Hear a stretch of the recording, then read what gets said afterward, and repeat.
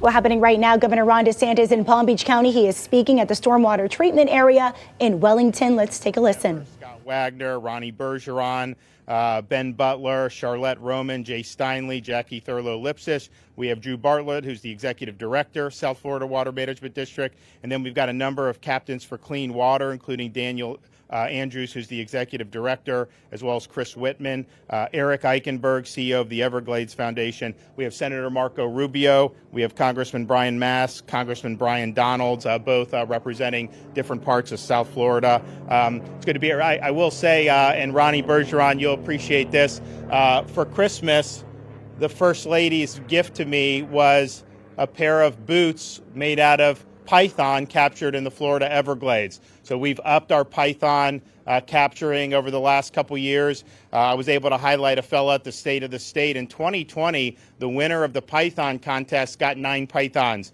2021, this fella got 41 pythons. And so we want to continue to be able to do that. It's very damaging what they do to the ecosystem there. So we want to continue to put resources in for that.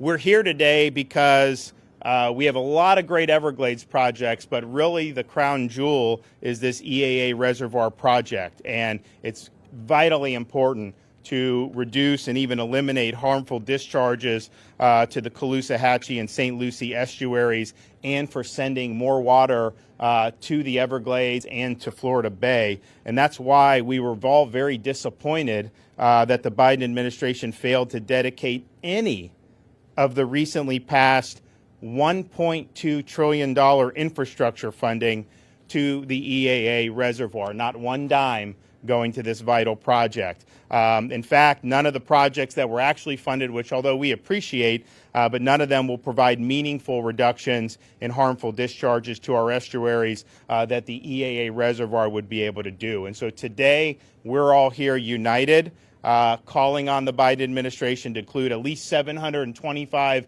million for Everglades restoration in the upcoming FY23 budget request, and to allocate the funds necessary to timely advance the EAA reservoir project. And so we need it funded. We also need it funded in due time so that we can actually do it now rather than have it drag on. So this project is a partnership between the state and the federal government. And in Florida, we've made this Everglades restoration project our top priority. Florida is responsible for the construction of the water quality component of the project through a new stormwater treatment area, while the federal government's responsible for construction of the storage and conveyance components, including the reservoir itself. Now, Florida has prioritized state funding for the EAA reservoir project, which is why the South Florida Water Management District began construction on the STA a year ahead of schedule. But the federal government has failed to adequately fund their portion of the project, and in fact recently announced that completion of their portion is delayed by 13 months. So the one-time investment announced earlier this month by the Biden administration was an opportunity for the federal government to kickstart the critically important EAA reservoir project. But instead, the funding was dedicated to other projects that, while part of Everglades restoration, will not serve the same function of reducing harmful discharges from Lake Okeechobee or help us send more water south to the Everglades and to Florida Bay. So the federal government must step up. They must do their part. This is a priority for Floridians, really across the state, but particularly all throughout South Florida, and we want to see it come to fruition. We are doing our part. President Trump was very helpful on this. And what I would tell him is, look, we're putting in money. We're not just asking you to do. Here's what we're doing. And he appreciated that. And they did, I think, over $350 million in his final year in office. And we appreciate that very much. When I came into office in 2019, we said we were going to increase funding for Everglades and water quality by $1 billion over what had been done the previous 4 years. Well, the legislature has been very supportive of this. And if you look at what we requested in our budget, almost $1 billion for Everglades and water quality. If we end up getting that, instead of increasing by just $1 billion over 4 years, we will have actually doubled the funding for Everglades and water quality, water resources projects from the previous 4 years. And so that's a huge commitment that we were able to do. We were able to keep that commitment even in very uncertain times, such as the 2020 legislative session. So we're proud of that, and we're going to continue to stand up and do it. So we will likely have about $3 billion through the 4 years from the first 4 years of starting this to these projects. That's really, really important. We want to continue to do that.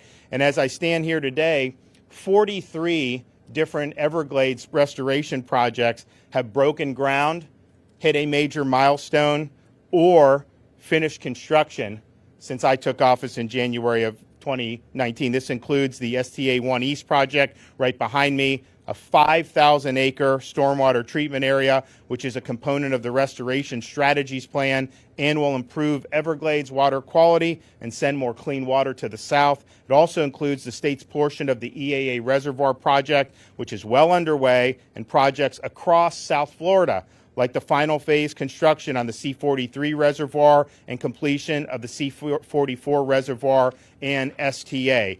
So we are disappointed. It was a big missed opportunity for the federal government to not have put not even one dime that went to the EAA reservoir. But we're going to keep doing our part, and we're going to keep rallying to make sure that we get the support we need for the federal government. They've said that they would support, and so now's the time to do it. We want this done, but we want it done in a manageable time and not have it drag out forever. And we're proud that we've been able to do a lot of these projects on the state level ahead of schedule. And it's really important that we continue to do that. So I want to thank some of our legislators, federal legislators, Senator Rubio, Congressman Mast and Donalds, for really supporting this and being great advocates for the state of Florida every step of the way. I think with their support, we're going to be able to finally pry some positive outcomes out of the federal government. So I'll bring some of them up to say a few words. So Senator Rubio, floor is yours.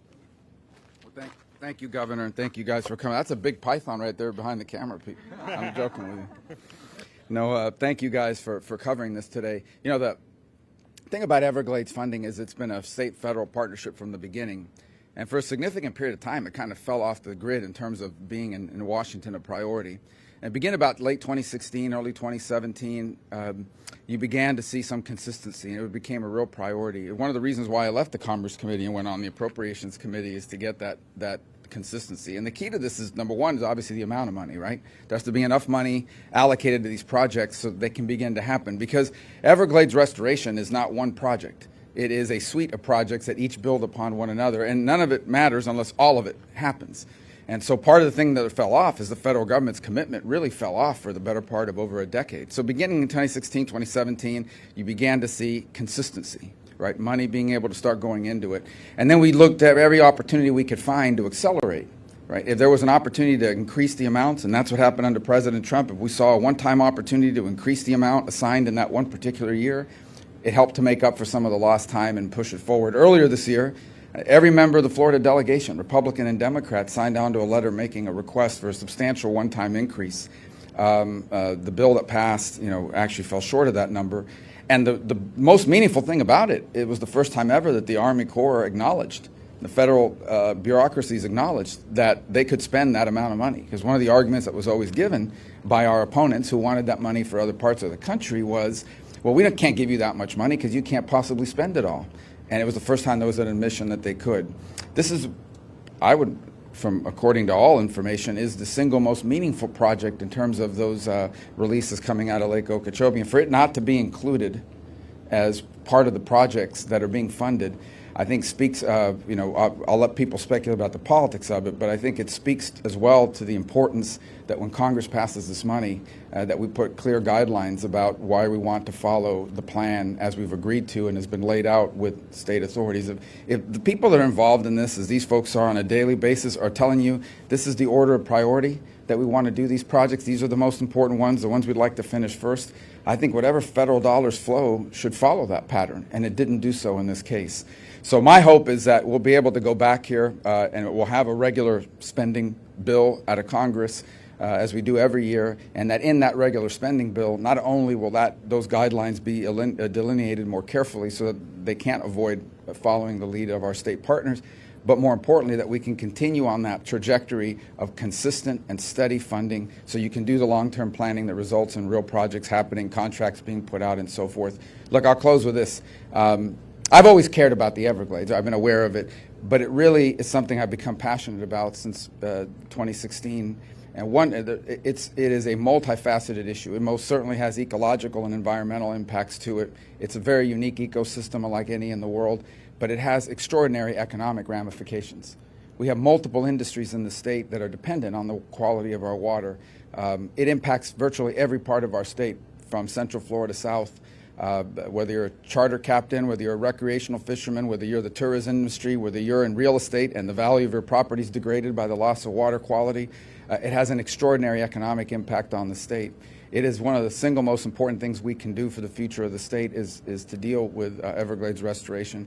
And it is a priority of our delegation, and we just need to keep pushing forward on it to make sure that the federal partnership here follows the plan as outlined with our state partners, that it's sufficiently funded, and when opportunities present itself to accelerate that funding, and that it's consistent, that it's every single year, and that it doesn't have the sort of drop-offs we experienced for over a decade and a half.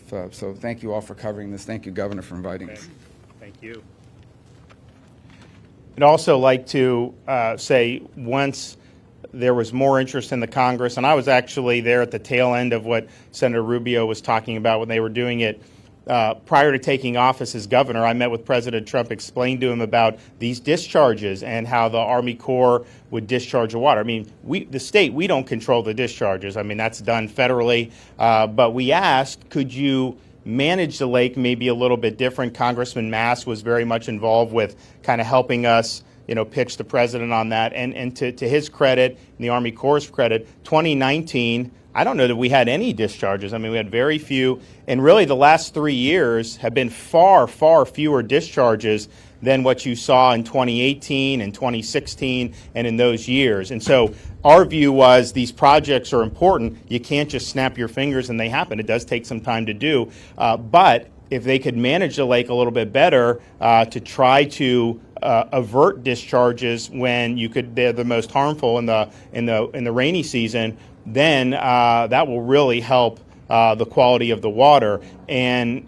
by and large, they've worked with us, and so we appreciate it. I know they're going through some other stuff. We've been working with them on that, but if we can get that management to where, hey, there's a lot of factors at play here. We don't want to be sending harmful discharges into these estuaries. Do what you can to minimize, and then continue on our projects. We're going to be in pretty good shape, if we get all this stuff done. So Congressman Mass has been really instrumental in that. This is an issue he knows probably as good as any elected official that I deal with, and so I want to let him come up and say a few things.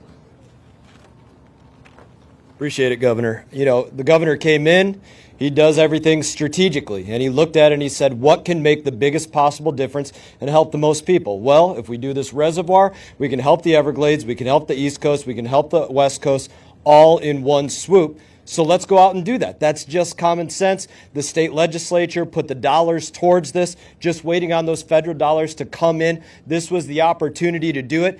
And, let's not be bashful about this. The governor said this is a crown jewel for the environment for the state of Florida. That's exactly why you're not seeing $1 go to it from these federal appropriations, because Governor DeSantis made this a crown jewel for his environment. That's the Biden administration sending a middle finger over to Florida, unfortunately. And this is what we see over and over again. You just want to say to this administration, make the big deal the big deal. For God's sake, make the big deal the big deal. This is the big deal on the environment here. They're failing to do so. Floridians are going to suffer as a result. They could do a lot better. I'm confident Governor DeSantis could probably get this done ahead of schedule and under budget. And we've with Brian, of course, we deal a lot with the communities affected by the St. Lucie, and he's been very big champion of that. But we also have impacts on the other coast of Florida, and when you have these discharges, when you have some of the algae that goes, it's been problematic. I think in 2018, if you look at the west coast of Florida, it was a real big problem with what they were dealing with. And so we wanted to work with those communities, and Byron Donalds has been working with us on that, and he represents those counties in like Lee and Collier who end up dealing with this when you have these massive discharges. So Byron, why don't you come up? Thank you, Governor, for doing this and really for being a leader and a champion when it comes to water quality in our state. I got into the Florida legislature in 2016, so I had the ability to actually vote on the things that our governor and the vision that he's had for the great state of Florida when it comes to water quality. And the legislature, along with our governor, we put our money where our mouth was. But this administration has failed. With all the money that's being spent in this quote-unquote infrastructure bill that's bipartisan, you figure they would find some money for the EA reservoir. And frankly, the president just failed to do so, like he does on so many other things. But this isn't about politics. This is about our environment. I don't care if you're a Republican, you're a Democrat, you're a liberal, you're a conservative, you're a libertarian. What we all care about is having a quality environment in Florida. And it is the federal government's responsibility to help restore the very thing that they actually broke some 70, 80 years ago. So at this point, the key thing we want is for President Biden to actually turn around and do the right thing, which is make sure that there are dollars coming to this project in particular, and that actually the federal government continues the work started under President Trump of funding the necessary projects so Florida can repair not just one of the key parts of our environment, but frankly, one of the key parts of all of America's environment, and that is the Everglades system. It starts right here in the EA reservoir. We're calling on the administration to frankly just do the simple thing, do the right thing, lay out the appropriations so we can get the work done here in Florida. Thank you, Governor. Great. And Alligator Ron, who's on the board and has been involved in this for years, he'll point out this is the most far-reaching restoration and really in the world when you talk about the Florida Everglades, and to not see one dime given how significant this is a monumental effort. Really disappointing, because I think if they would have put a big chunk of that towards this, that would have really helped us kind of get back on track on the federal side. We started our stuff early. We're going to continue to fund it. We've got strong support across the board in the legislature, and it also helps the fact that we have a massive budget surplus because the state revenue is coming in so hot because of all the economic activity and the fact that people want to be in Florida, and so we're benefiting from that. We clearly have the ability. When my first year, 2019, that was pre-COVID, state was doing fine, but we have way more opportunities to be able to do this because of the amount of revenue that's coming in with a very strong real estate, other types of markets. So we're there. We're going to be there. We're going to follow everything we said we would do. We will do.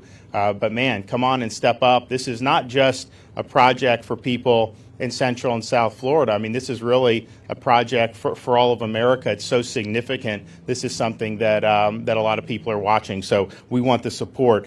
Sean Hamilton, DEP Secretary, has been really helping to push a lot of this stuff forward. And as I mentioned, we've done over 40 projects, either broke ground, finished, or made substantial progress toward since I've been governor. And obviously Noah was before Sean. Sean's not missed a beat, and he's really working hard to press all this forward. So I'll let Sean come up and say a few words. Thank you, Governor. I just want to drive home a couple of points you already have, but I think they bear repeating. Obviously the governor made the environment a key priority. And just his first week in office, calling for $2.5 billion to be invested in Everglades restoration in Florida water resources in 4 years. And I know there was probably a lot of head scratching at the time and questionable about commitment and follow through. But I think we can put that to rest. Florida is 3/4 of the way of having invested over $2 billion over the past 3 years. And trust me, as a secretary, being able to use the word billion is sometimes inconceivable. But think about it. And through this continued funding, we have consistently found ways to advance Everglades restoration infrastructure projects that will rapidly improve the health of one of the most important ecosystems, not just in Florida, but in the world. And I think that's important because, again, this is, by nature, America's Everglades. So at the direction of Governor DeSantis and the support of the legislature, DEP and our partners at the South Florida Water Management District have supercharged state efforts to expedite additional treatment and flow capacity to the south. This includes the construction of the Central Everglades Planning Project and the EA Reservoir. Again, note starting 12 months ahead of schedule. Again, putting 12 months ahead of schedule in a governmental entity, again, words you don't often hear in the same sentences, but again, leadership and follow through. To allow us to continue our momentum, the Freedom First budget FY 22-23 continue that state's commitment by allocating over $660 million for Everglades restoration, and that's $128 million specifically for the EA reservoir. And so, under the governor's leadership, and the state of Florida has taken a strong lead to restore our river grass. And again, Everglades restoration is a joint effort between the state and the federal government. And so, restoring American Everglades is one of the most challenging and ambitious hydrological restoration projects ever undertaken. So, it's going to take all of us working together to get it done. And so, again, thank you, Governor, for your commitment to the water quality in Florida and to the South Florida Water Management District. And we look forward to continued support and collaboration with our federal partners to get this done in the completion of major projects. Thank you. All right. Okay, and then finally, the chairman of the South Florida Water Management District, Chauncey Goss. They are really leading on a lot of these projects. We've been able to, over the last couple years, do things like raise the Tamiami Trail. We have more water flowing south than ever before, and they're always looking for ways to do even more. Obviously, this project is a big part of that, but we have done others that have helped do that. So, Chauncey, why don't you come up? Well, thanks very much, Governor. It's an honor. It's a privilege for me to be standing here as the chairman of the South Florida Water Management District with the governor of the great state of Florida, with the secretary of the DEP, with our senior senator, and with the two congressmen who were most impacted by harmful discharges. I look around and I see just an incredible show of force here, and I sort of think, nothing's impossible, guys. We can fix this. This is something the governing board and the staff were absolutely passionate about it, because we all remember what things were like when things were out of balance, when the water wasn't right. We smelled that stench of the red tides, the blue-green algae. We've all coughed, we've rubbed our eyes. We've wondered when the headaches would go away. We've watched in horror. So we looked out and we saw our wildlife, as we saw the fish kills, as we saw the bird kills, as we saw mammals being killed. We saw dolphins, manatees. We even had a whale on Sanibel. Those are just things that we can't sustain. We saw what this did to the Everglades by reducing the flows of water down there. We saw what it did to our communities, to our economy, to our families when we don't have the water right. And this is something the governor's understood from his first day in office. And his priority and the priority of the governing board have been to reduce these harmful discharges and to send more water to the south. His support for the EAA reservoir, it's never been a secret. And due to his leadership, as you just heard the secretary say, we're way ahead of schedule on that EAA stormwater treatment area. It's something I'm very proud of, and the governor's been pushing our staff, and we're happy to be pushed.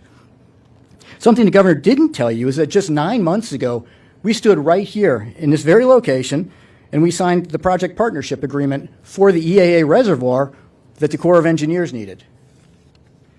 So it becomes a bit of a mystery to me when I look at Washington going on a spending spree and the Corps of Engineers having a $1.1 billion windfall. I was shocked, surprised, not pleasantly surprised to find out that not a dollar of that went to the EAA reservoir, which is our priority, which is what is important. So you look at, if we're gonna reduce discharges, which is the goal, it is our priority, and if the EAA reservoir is the head of that or the key to it, then you follow the logic train and you go, why wouldn't you fund it? And that's something that we're going to be trying to find out. I'm interested to see what's in the 22 budget. We'll be seeing that in the next month or so. I'm interested to see what's in the 23 budget, the 22 appropriation and the 23 budget. I hope the EAA reservoir is fully funded. Florida as a state is absolutely doing our part. Now, the governor mentioned 43 projects that we've either started, finished, or made meaningful progress on. And what the governor didn't say is that he's been to an awful lot of ribbon cuttings. And that's something, Governor, you're not just putting your money where your mouth is and not just asking for money in the budget, but you actually show up at these. And that, I can't tell you how much that means to us on the front lines. Your being here means a lot, and it gives our staff an incredible boost to know what a priority this is for you. So, we have incredible momentum now. We're going to keep that momentum up. We've got the men and women of the South Florida Water Management District are going to keep pushing under the excellent leadership of our executive director, Drew Bartlett. We are going to make the progress. We are going to get water right for South Florida because we absolutely owe that to the people. Thanks, Governor. Okay, we're going to keep working on together with South Florida Water Management District, We'll have DEP. We're going to be working with our federal partners. We're really pleased with the progress we at the state level have made. The federal is beyond our control, but we absolutely believe that with all that money that they're throwing out, they're spending like $15 billion on speed cameras. I mean, you're driving, they take a picture of your license plate, just send you a bill. I mean, I don't like that. It's adding more surveillance in our society. I don't know why you would want to go down that road. But they're putting all this stuff in there, and I'm just thinking to myself, could they not have pried just a heck if they did a couple $100 million, but they could have done a chunk of that reservoir with what they're doing, and that would have been something that would have been very meaningful. But alas, we're here. They didn't do that, but we're going forward with our parts. We're going to have a great, I think, legislative session in terms of support for Everglades and our water resources, and we're going to continue to put the pedal on the metal in the state of Florida. Okay, thanks everybody. We'll take some questions from people.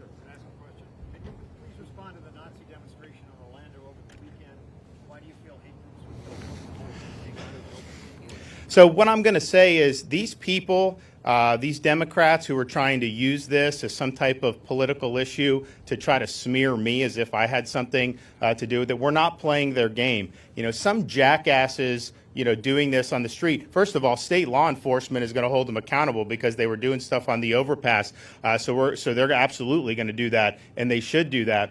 But I'm not going to have people try to smear me that belong to a political party that has elevated anti-Semites to the halls of Congress like Ilhan Omar, that have played footsie with the BDS movement, that even have people in their party that have cavorted with Farrakhan. No, we're going to take our record in Florida and what we've done, sign the strongest anti-Semitism bill in the country. We've stared down companies who were indulged in BDS like Airbnb, and we've won. We've provided record funding for Jewish day schools, and we've had the strongest relationship between Florida and Israel than we ever had in terms of education, business, all these tremendous things that have happened since our state visit in 2019. And so they try to play games to try to politicize. Why would they do that?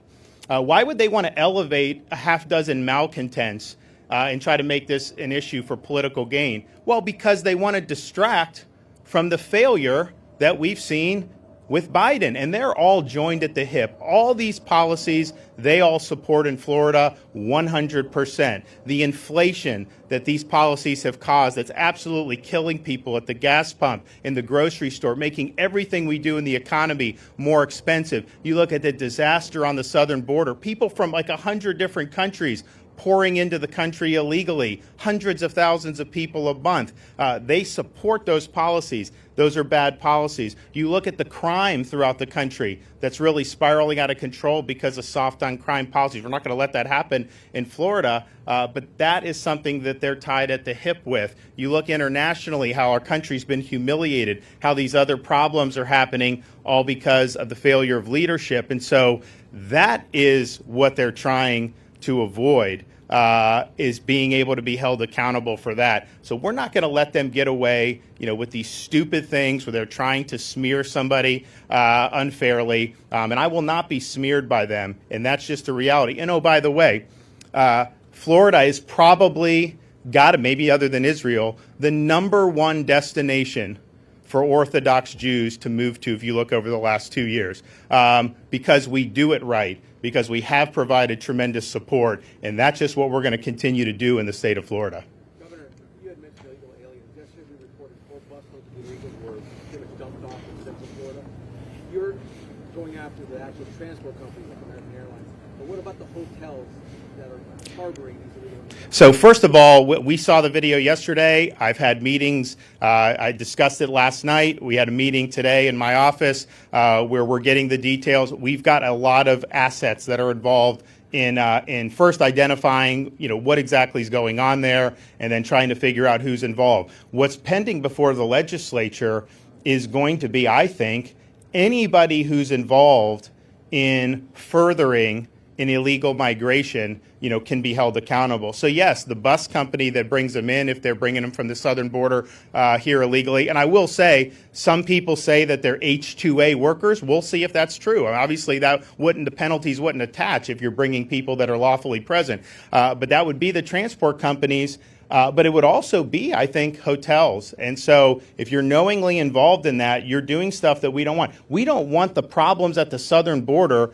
to be imported into the state of Florida. And so people that are instrumental in that, we want to hold accountable by, of course, denying business opportunities with state and local, but maybe even more important, making them pay restitution for all the costs that's going to end up doing. So that could be the bus, and it could also be the hotel. But we need to get that through the legislature. I think we will, because I think people are very frustrated with what's going on. We're also asking for, I asked for $8 million. We're actually going to go and ask for more to be able to redirect some of these folks to sanctuary jurisdictions. I mean, that's just the bottom line. We're not going to let Biden's recklessness at the border impose costs on the state of Florida. And so we're going to have that, and we think we're going to get that through as well. So hopefully we get in middle of March, sign some legislation, sign the budget, then all of a sudden those penalties will be able to attach. And I think the goal of it all is, if you have the penalties, or not, they're not penalties, it's restitution,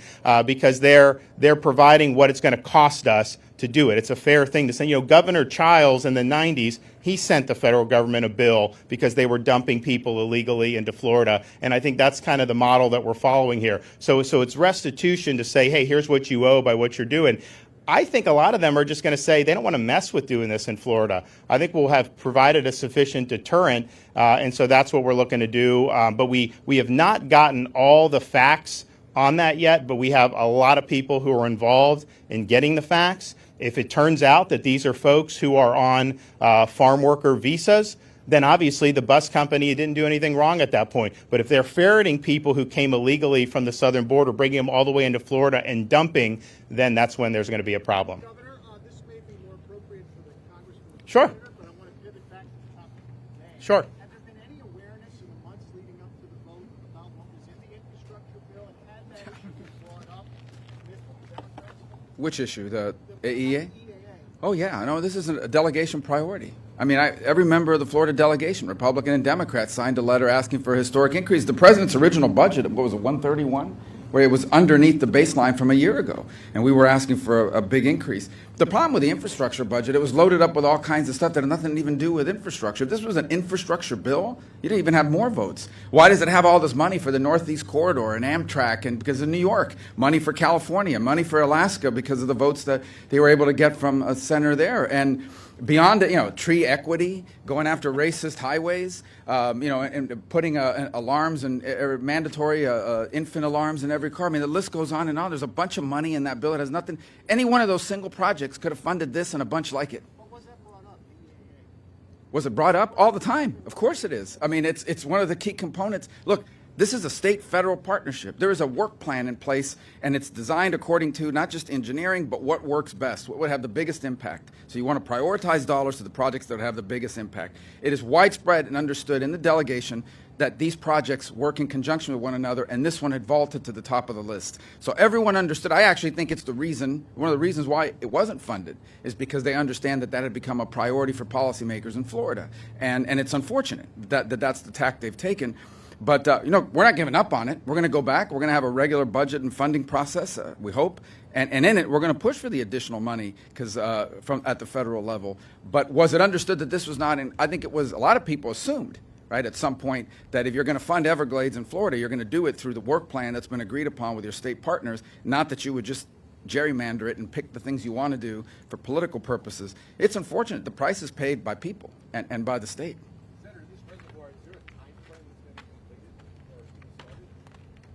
On the federal side, Drew Bartlett. Drew, why don't you, best case scenario and worst case? So it's our understanding that the federal government will start a couple of pieces of the reservoir this year. They haven't broken ground yet, but maybe the contract will get awarded this year before October 1st, and then they'll get started. And some of their time frames have it taking 8 to 9 years to get built. Yes. Brian's going to. Yeah, let me just give it to you specifically. You asked, was this brought up in Congress about funding the reservoir? Everybody's aware that Pelosi funded a beautiful park with multi-million-dollar homes on it in San Francisco. Exactly the way that she brought dollars to that park in her backyard. We said, hey, why don't you do something important for millions of Floridians, Everglades restoration, and the EAA reservoir? That was rejected by Pelosi and her people as well. So this was addressed at every step, every level along the way. This was not something new to them.